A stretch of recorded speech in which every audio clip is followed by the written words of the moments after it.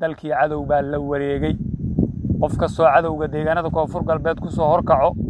tala ka siiyo dhaqaale ku bixiyana target buu inoo yahay waana weerari doonaa meel uu nooga badbaadaya malaha goobaha ay ka socdaan operation-nada lagu sifeynayo cadowga dalka ku soo duulay oo midibada kala duwan leh garab istaaga caanaha iyo biyaha u geeya waa kuwa dulmiga muddada 30 cisha la idinku hayay idinka qaadi lahaa sidoo kalena ku biira waxa qudarir cid walba ku dhimata gurigeeda ayadoo cadow duulaan oo banaanka ka yimid iska difaacaysana sidii diinteenu ay sheegtay waa ahlul janno bismillaahir rahmaanir rahiim alxamdulillaah wasalaatu wassalaam ala rasuulillaah salaamu calaykum waraxmatullaahi wabarakaatuh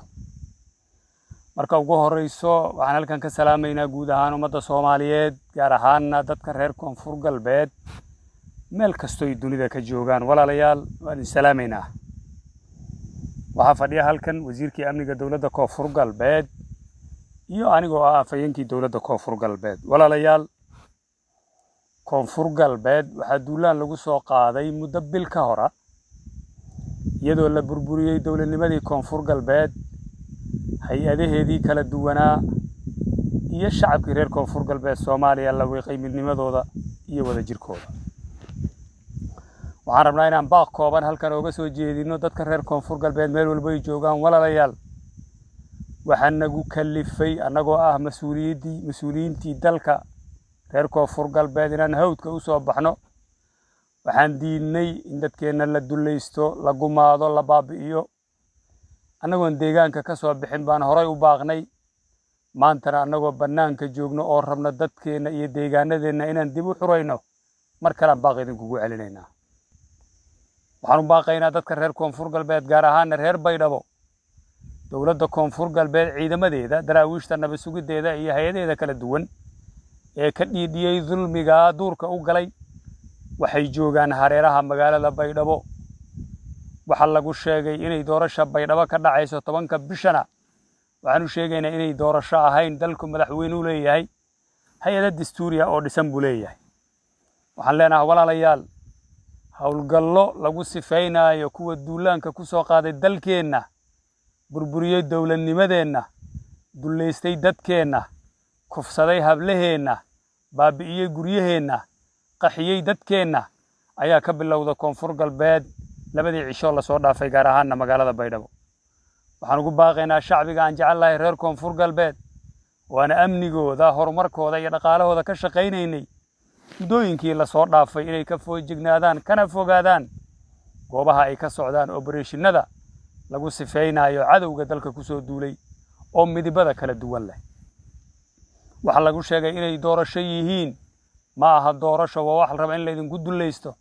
cida la idin keenayana waa cidii la rabay in la idinku gumaado marna ha aqbalina hana u soo bixina hadii Ilaahay idmo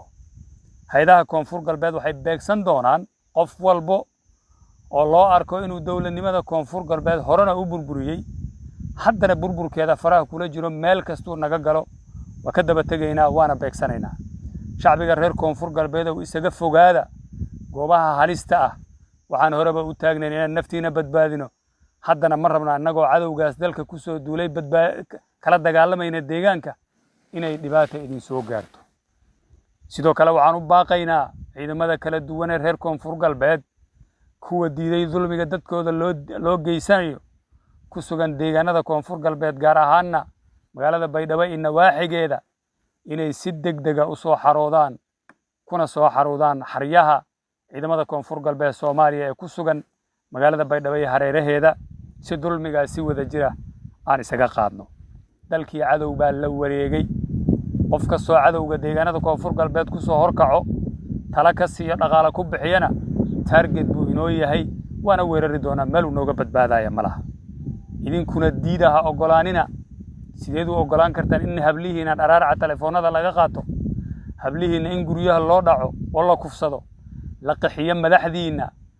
la beegsado beelaha Soomaaliyeed gaar ahaan beel kamida lagu xiro meel ka baxsan gobolada koonfur galbeed xamar iyo meel kamida la geeyo waxay tusaale u tahay dulmiga soo socday inuu ka weyn yahay waxa maanta dadkeena haysto walaalaha reer koonfur galbeed oo kuwa dibadaha iyo gudaha dalka ku noolow waxaan idinkaga baahannahay garab istaag sax ah inaan dulmigaas ka qaadna dadkeena kala dambayntii iyo sharafteenii aan lahayn ayaan caalamka iyo Soomaalidaba ku dhaxalahayn aan dib u soo celino maalmaha soo socda iyo xilliyada ama saacadaha soo socdo ilaahay idinkii war weyn oo ku faraxdaan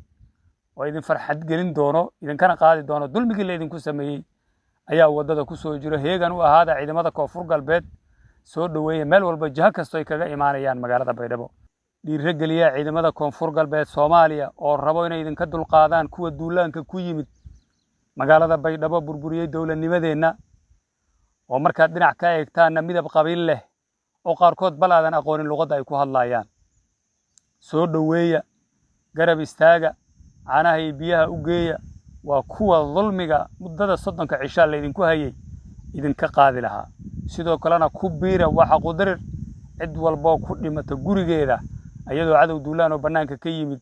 iska difaacaysana sidii diinteenu ay sheegtay waa ahlul janno horay ayaa loogu dagaalamay Baydhabo cadow badan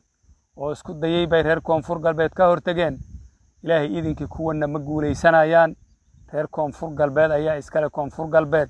iyagana maamulanaya iyagana dawladnimadooda dhisanaya iyagana u dambeyn doonta ninkii dhoof ku yimid siday Soomaalidu hore u tiri ayay geeridu dhibaysaa guuleysta walaalayaal